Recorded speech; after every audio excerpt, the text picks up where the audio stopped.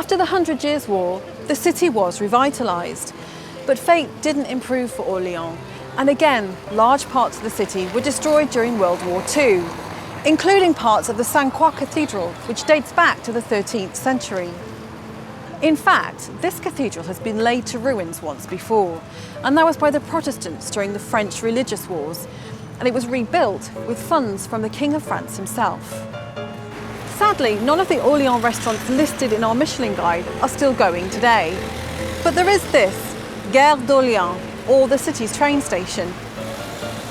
At the time of our guide, most major French train stations included a hotel and a buffet restaurant. And it's here that James Bond stayed whilst tailing the infamous Auric Goldfinger in Ian Fleming's original novel. Martini, anyone? Shaken, not stirred, obviously.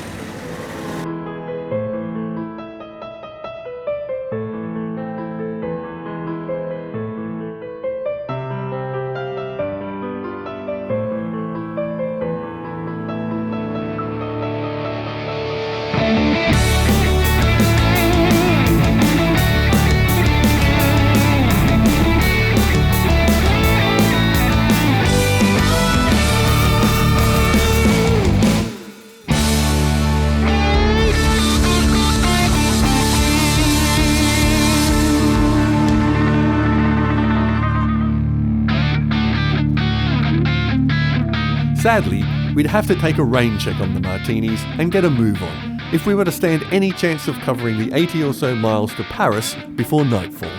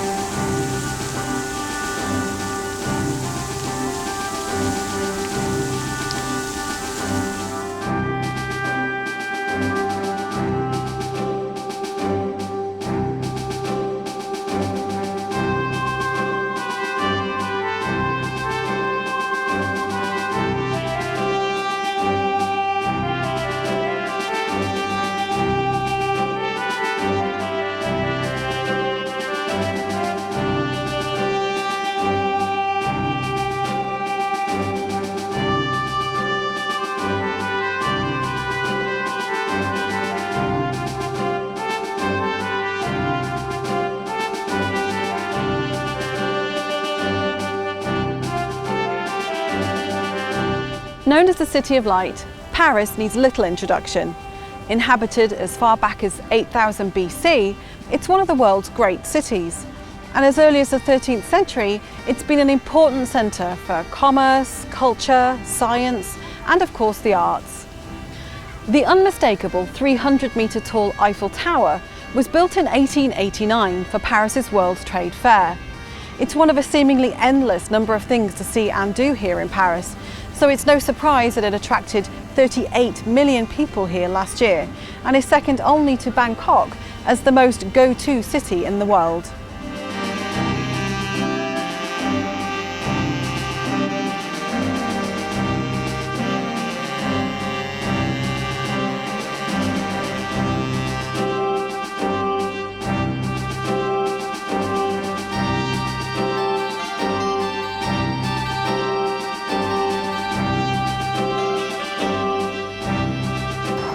Like most capital cities, Paris has had its fair share of ups and downs.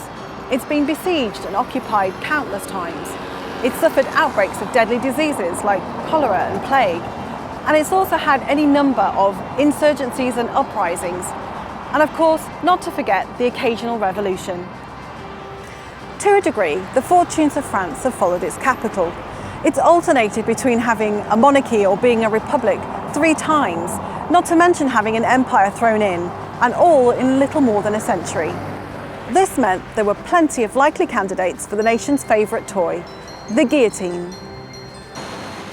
Of course, cutting people's heads off was nothing new, and similar devices were being used across Europe, England, and even Scotland.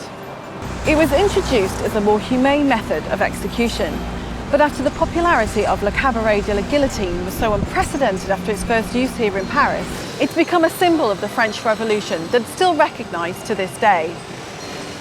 Strangely, we think of the guillotine as a slightly old-fashioned turn-of-the-century instrument, but its use continued here in France right up until 1977, and in its day was apparently very popular with children.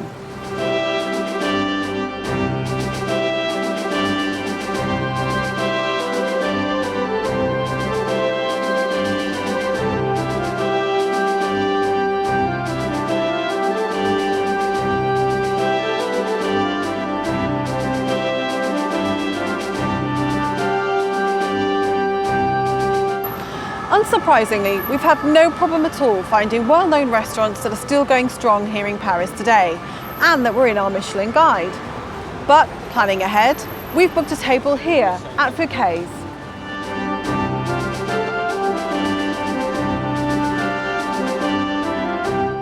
Here on the Champs-Élysées, Fouquet's has been serving its customers since 1899. And it started out as a typical French brasserie, complete with classic decor that embraced everything about the arts and cinematic culture of the time.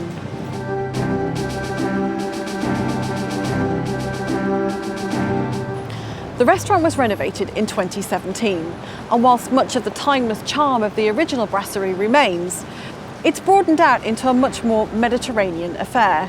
It now also boasts celebrated chef Pierre Gagnaire at its helm, and he's added a real creative touch to the overall menu. So we're really looking forward to going here later.